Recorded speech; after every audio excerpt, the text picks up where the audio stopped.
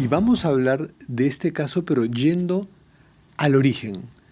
El origen está en el Ministerio Público y en Patricia Benavides, ¿no? Esta fiscal de la Nación, ex fiscal de la Nación, que sigue siendo una caja de Pandora, una sorpresa. Y las alertas en torno a ella se prendieron cuando removió a la fiscal Bersabe Revilla, que investigaba a su hermana Emma Benavides. Como que a partir de ahí ya todo fue una bola de nieve y nos estamos enterando cada vez de cosas peores. Pero ¿qué tal si para explicar ese origen de tormentos que no solo son de Patricia Benavides, sino de toda la gente que negoció con ella, qué tal si para explicar el origen vamos a conversar con la propia fiscal? ¿Cómo está ex fiscal Bersabe Revilla? Buenas Ahora noches, señor abogada, Vivas. ahora abogada, espero que en ejercicio. Así es.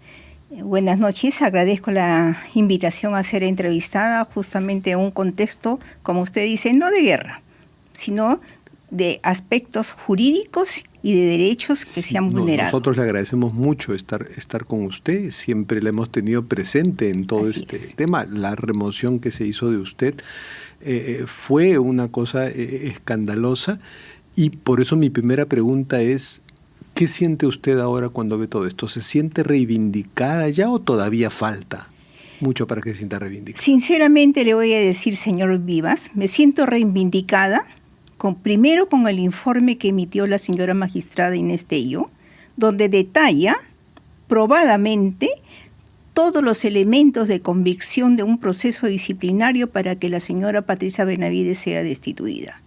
Mi verdad, a través de la denuncia disciplinaria que planteé, se ha acreditado. Por eso es que la señora Inés Tello plantea de que se ha cometido faltas graves y muy graves.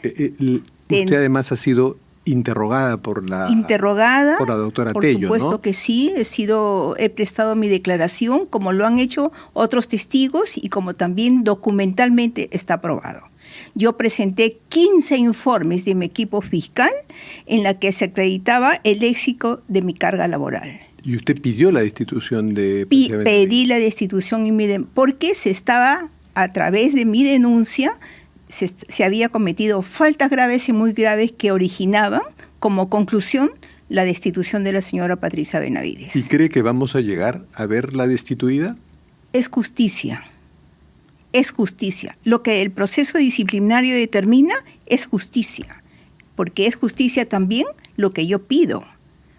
Mi reivindicación como funcionaria pública idónea, prueba y que jamás se me diga que yo he sido una fiscal ociosa. Porque sí, pues esto del régimen, este sistema de productividad que decían que usted había bajado la productividad y que por eso la sacaban. Y ahora ya sabemos, disculpe que le interrumpa, y ahora ya sabemos cuál ha sido toda la trama de estos funcionarios mafiosos en las cuales determinan de que por orden de la señora Benavides y sus asesores y el gerente de producción habían acordado poner cifras que no correspondían a la realidad de mi producción en la carga procesal. Y eso se acredita con el mismo reporte que la señora Benavides presenta en su descargo, que se presentó la señora Azucena Solari, que me reemplazó. Reportes del sistema de gestión fiscal en la que acreditaban que el 2019, 2021 tenía el 90%. ¿Y esa señora Azucena Solari y luego el fiscal Uriel Terán, usted los considera como traidores? ¿Eran conocidos suyos? ¿Esperaba algo así? A la señora Azucena Solari la conocía porque ambas iniciamos nuestra función fiscal como provinciales en su momento. Y tal como le dije a la doctora Inés Tello cuando me entrevistó, le dije, yo sentí como una puñalada en la espalda. Eso sintió de Azucena Solari. Así es. De Patricia Benavides no lo describiría así, puesto que no había una relación. Nunca he tenido una relación más que la protocolar. Pero usted ha contado que siendo ya fiscal de la Nación, Patricia Benavides la visitó y le habló de su hermana, ¿no? Esto es inusual, esto es raro, esto es como una forma de presión. Sobre todo porque se trata de una fiscal. Ningún fiscal debe acudir a otro despacho para pedir lo que la señora me pidió. No directamente, pero sí sutilmente. ¿Recuerda Recuerdo las palabras exactas, esas palabras sutiles, en las que me dijo: señora doctora, yo vengo a visitarla porque me he enterado que usted tiene una investigación contra mi hermana Emma Benavides. Y ese señor Rosales la persigue por todas las instancias. ¿Quién es el señor Rosales? Es el denunciante. Y yo le digo, y continuó diciéndome que en la OJMA, la Oficina de Control de la Magistratura del Poder Judicial, habían tenido conocimiento de esos hechos y que habían archivado el caso. Inmediatamente le contesto: ese es un caso administrativo y a mí me corresponde, como titular de la acción penal, continuar las diligencias que por competencia se me habían delegado. Una presión obvia, ¿no? Pues dice, si la OCMA no ha encontrado nada, usted tampoco encuentre nada, ¿no? Lo sentí Eso es lo que le estaba diciendo. Exacto. Y le dije que yo iba a continuar con las diligencias. Se levantó fastidiada y se retiró de la oficina. O sea, su fastidio fue obvio. Mi respuesta contundente, como lo hubiese dicho a cualquier... Además, señor Vivas, yo nunca he recibido ni llamada telefónica ni visitas de un fiscal sugiriéndome ello. Nunca, en mis 41 años de servicio. ¿Usted estaba advertida que Patricia Benavides podría hacer eso, podría visitarla, que algo iba a hacer para tratar de presionarla? Cuando terminó la visita, por supuesto, pero antes no, porque ella era jefe de un órgano de la Fiscalía de la Nación que se llama Aredema, que es la que filtra todas las denuncias, los informes fiscales que nosotros hacemos para que la señora o el señor fiscal de la Nación autorice la acción penal. Pensé que se trataba de un caso de esa naturaleza. ¿Y usted tiene elementos de convicción que puede compartir? El caso no se ha cerrado, pero usted puede compartir elementos de convicción sobre una posible culpabilidad de Emma Benavides. No, porque la culpabilidad, señor Vivas, lo define el Poder Judicial. Pero digamos, elementos de convicción para acusarla. Para la destitución. Para acusarla es el Ministerio Público en su etapa procesal correspondiente. A la que no se ha llegado. A la que no se ha llegado, porque recién estamos nosotros leyendo y evidenciando a través de los operativos Valquiria 1, Valquiria 11, cómo era toda esta confabulación mafiosa. En todo caso, el caso de Emma Benavides es serio. Es serio, muy serio, porque, señor, nosotros estábamos investigando que la sala donde la señora Emma Benavides presidía había liberado, bajo la medida de libertad provisional, a 2 grandes narcotraficantes. ¿Grandes narcotraficantes? Por supuesto que sí. Es bastante serio. Porque luego esa misma modalidad de tráfico ilícito de drogas la hizo en Brasil. Uno de ellos, Gómez Herrera, huyó hacia España. Brasil pidió la extradición, lo han traído a Brasil y ahí está cumpliendo condena. ¿Los liberó por su decisión judicial, por su discreción de jueza? Por supuesto que y sí, luego porque ella era la delinquido, luego han delinquido. Han vuelto a delinquir. Y el otro señor, Edwin Martínez, estaba no habido, pero hace pocos meses, creo que un par o 3 meses pasados, en Colombia sale la noticia que habían capturado a un sicario que había dado muerte a un fiscal antidrogas del Paraguay, Marcelo Peche, y resulta de que este señor era Edwin Martínez, el que también se fugó por decisión de haberse dado la libertad provisional. O sea, esto es muy serio. Es muy serio, tan serio, señor Vivas, que a mí gente amiga me dice: ya no hables del tema, cuídate, porque es una organización. Eso le han dicho, así cuídate. Es. Pero yo tengo que decir la verdad, sí, porque a mí se me ha cesado por decir y hacer las cosas como deben ser bajo el principio de legalidad.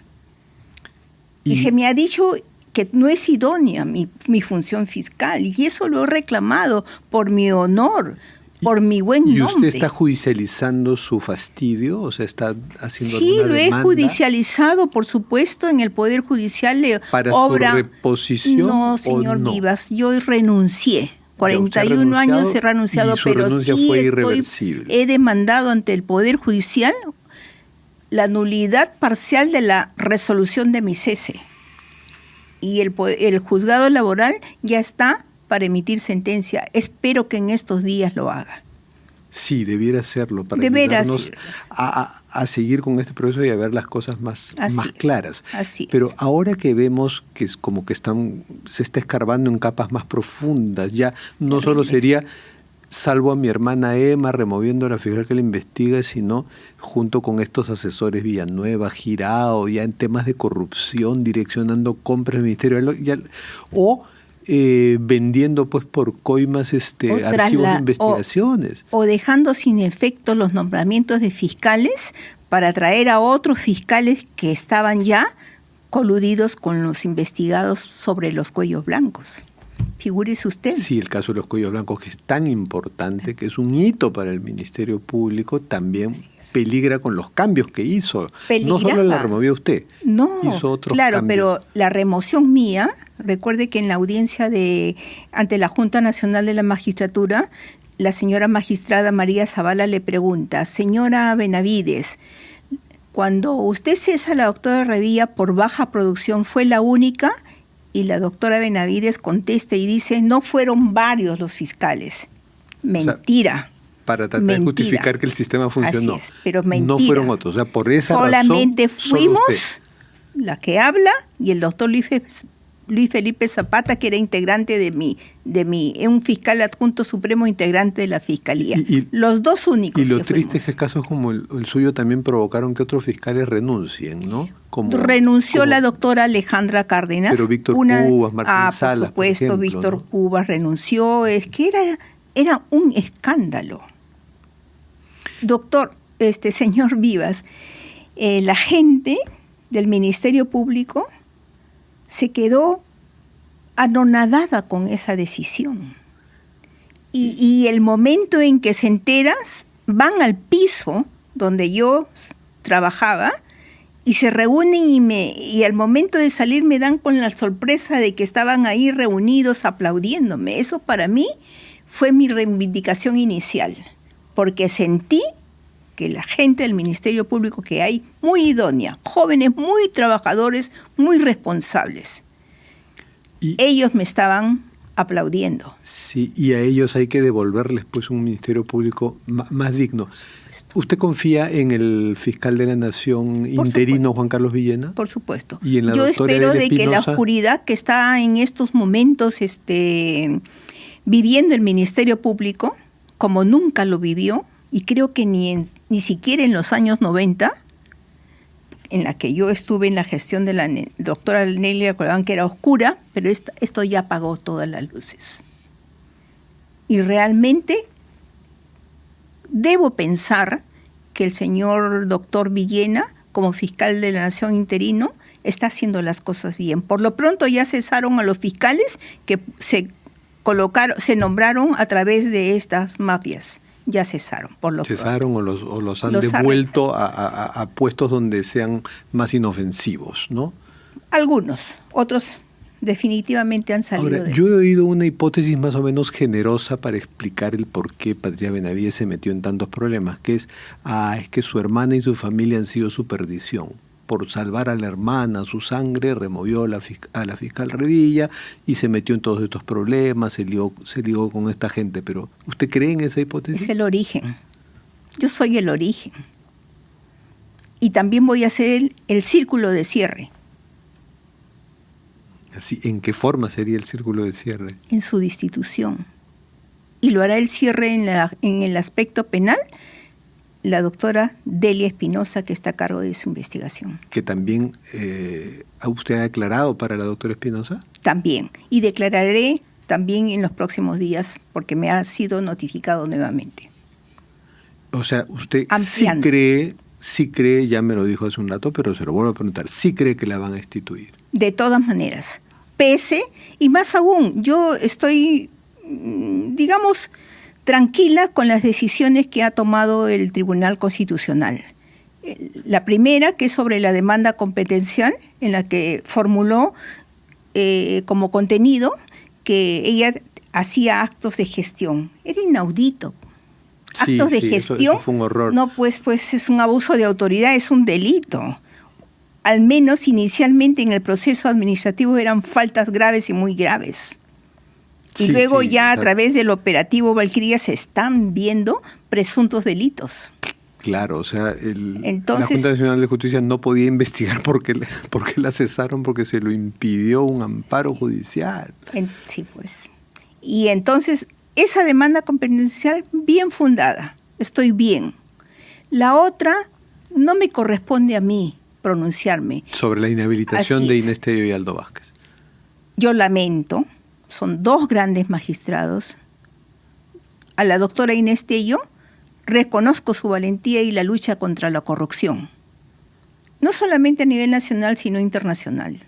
Y por eso me siento reivindicada que ella haya sido la instructora de ese proceso. Ahora, ¿qué va a pasar? Si bien no es su dominio, pero debe conocer las normas de la Junta Nacional de Justicia. Son 7 magistrados y se necesitan 5 para decisiones de destitución, para sanciones. Y bueno, inhabilitan a 2 y quedan 5, pero el ponente no puede votar, ¿no? No.